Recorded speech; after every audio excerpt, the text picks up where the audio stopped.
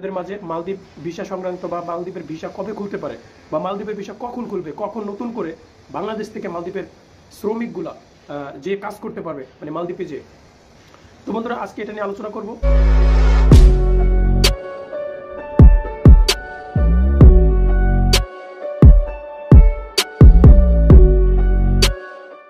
আসসালামু আলাইকুম, আশা করি সকলেই ভালো আছেন প্রবাসী ভাইরা।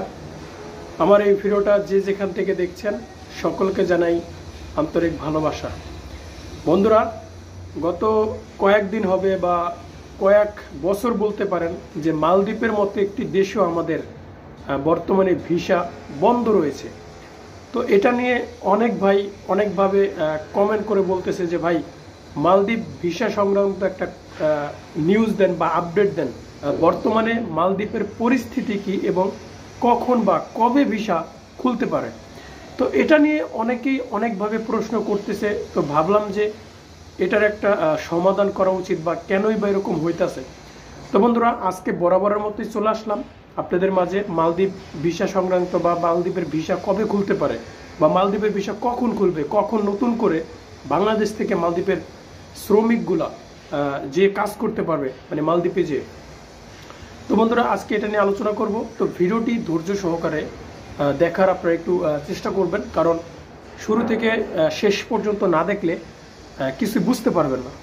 তো বন্ধুরা, একটা রিকোয়েস্ট থাকবে বরাবরের মতো, আমার চ্যানেলটি অবশ্যই সাবস্ক্রাইব করবেন, ঠিক আছে? এটা আপনাদের কাছে একটু রিকোয়েস্ট। তো বন্ধুরা, মালদ্বীপের ভিসা বর্তমানে প্রায় 1-1.5 বছর মানে হইতে আছে, মানে ভিসা বন্ধ বা নতুন করে শ্রমিক বা কর্মী নেয় না।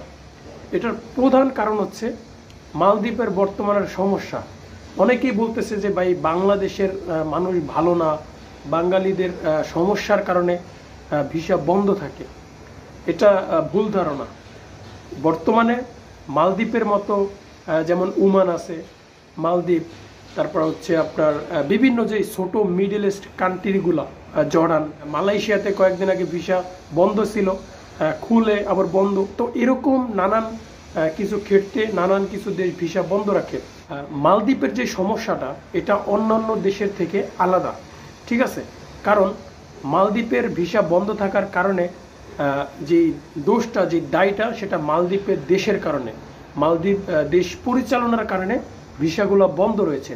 এখন কথা হচ্ছে যে কেন বন্ধ রয়েছে, সেটা হচ্ছে আপনি জানেন যে আমি আগেই বলছি যে কিছু কিছু দেশ নিজেদের কারণে, নিজেদের দেশের কারণে, কোনো দেশের শ্রমিকদের কারণে বা কোনো দেশের রাজনৈতিক কোনো কারণে ভিসা বন্ধ রাখে না। মালদ্বীপের যে সমস্যাটা সেটা হচ্ছে যে মালদ্বীপের যে সরকার বা যাদের দেশ, তারা পরিচালনা করতে ব্যর্থ হয়েছে এবং মালদ্বীপের যে রিজার্ভ যে সংকটটা সেটা দেখা দিয়েছে। বর্তমানে যে মালদ্বীপের যে অর্থ, যে ডলার, সেটা পর্যাপ্ত পরিমাণ মালদ্বীপে যেটা থাকার কথা সেটা নাই।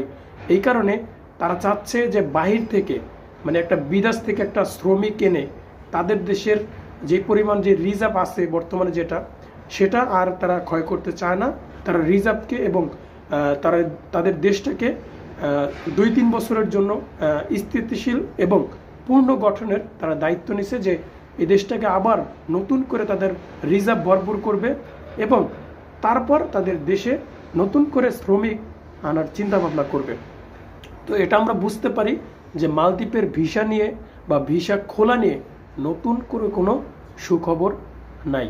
তো বন্ধুরা, আমরা তাহলে ধরে নিতেই পারি যে মালদ্বীপের ভিসা খুলতে দেরি হতে পারে বা আদৌ খুলবে কিনা এরকম একটা প্রশ্ন, ঠিক আছে, মালদ্বীপ সরকারের কাছে। তো আমরা চেষ্টা করব, আমরা আশা করব, কারণ মালদ্বীপ যাওয়ার জন্য অনেক ভাই অনেকভাবে মুখিয়ে আছে। কারণ মালদ্বীপে যেতে পারলে অনেক ভালো অন্যান্য দেশের তুলনায়, কারণ যেহেতু ছোট রাষ্ট্র, আপনি কাম কাজ করে বা আপনার মানে টাকা পয়সা ইনকাম করে আপনি ভালো থাকতে পারবেন। তো যাই হোক, আমরা দোয়া করি যে সব দেশের পরিস্থিতি ভালো এবং নতুন করে কর্মী নিক, এটা আমরা সবাই চাই। তো বন্ধুরা, আজকের মতো এখানে ছিল। যদি ভালো লেগে থাকে অবশ্যই ভিডিওটি শেয়ার করবেন, কমেন্ট করে জানাবেন আপনার মতামত।